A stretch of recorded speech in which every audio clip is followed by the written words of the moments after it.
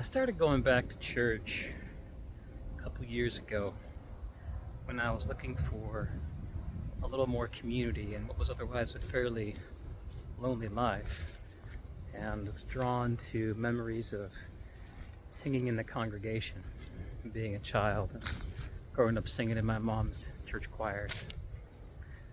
So I went and I sang. It felt so good to go back. And life went on, and I got busy and left it for a while, came back. In Easter season 2024, I found myself part of a discussion group at the church that I found.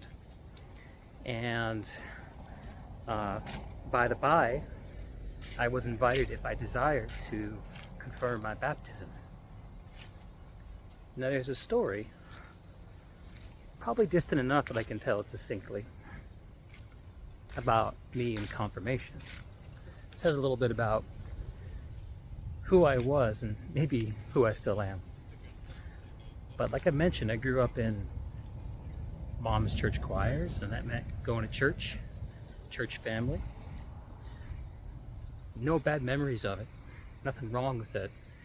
But I went through a Lutheran process of confirmation, which involved about a year of classes with fellow teenagers, and about a year of one-on-one mentorship with an adult in the church. So I went through all this, got to the weeks leading up to the confirmation, where we would have been asked to stand in front of the church and confirm our faith. I looked over the things we were being asked to say, and I realized that I could not say them in good faith, that I did not feel them or believe them. I could not say them honestly.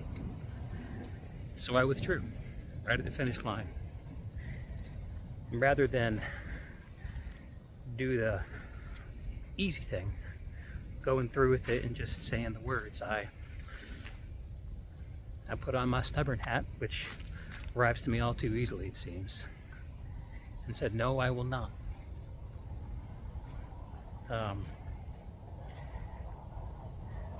There's another funny story that relates to that, maybe for another time. But I share that because I was going through this discussion group and I was invited to confirm my faith, and I realized that I had actually felt a turn of heart, and that the words did feel right.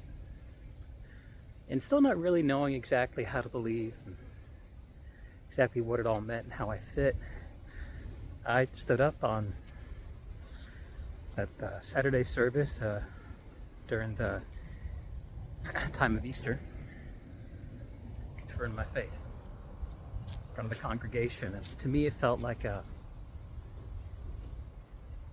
coming out into the world again. Like I'd withdrawn for so many years, and I was ready to be a part of it again.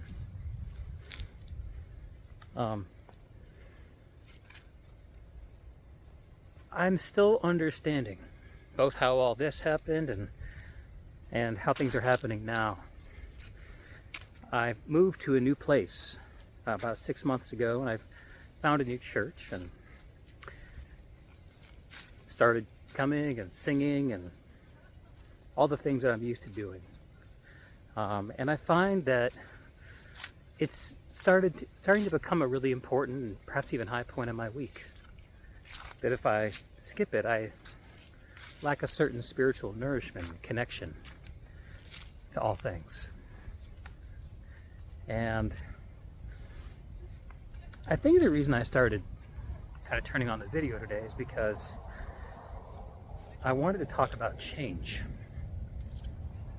And this is my roundabout way of sharing an example of a change where a great deal went into it.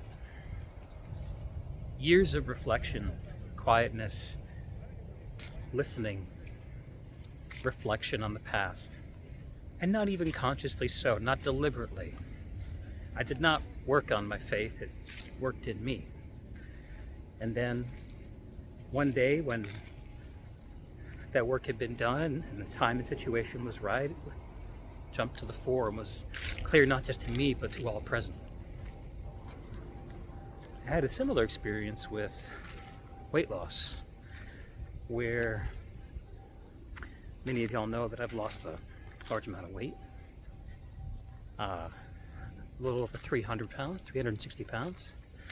And the funny thing of it is, for the first 300 or so, basically nobody noticed. And it wasn't until the last 50, 60 pounds people started saying, "Hey, Greg, looking good, brother." Perhaps because it took that much weight loss to start looking good. Fair enough. I'll take what I can get. But the time when I needed the encouragement most was in those first few hundred. That quietness, the sort of echoing silence of change that no one else can see or understand. And there's both the kind of change that works in you, like with my faith journey that I shared, and there's also the kind of change that you work on. And each of these can take agonizingly. Well, it can take agonizingly. I think that's it. And sometimes the surest sign that we're on the right path is that silence. On reflection, I'm not sure if things would have gone better for me if I'd gotten a bunch of attaboys when I started my weight loss journey, or if my faith journey had come to me easily and transparently and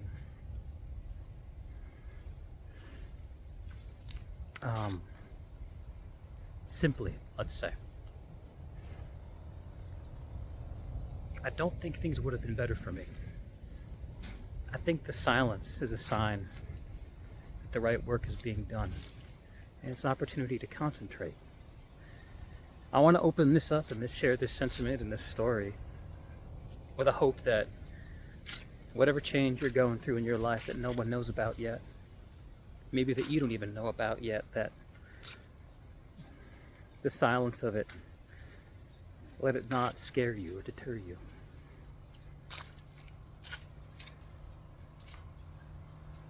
Quiet allows a focus.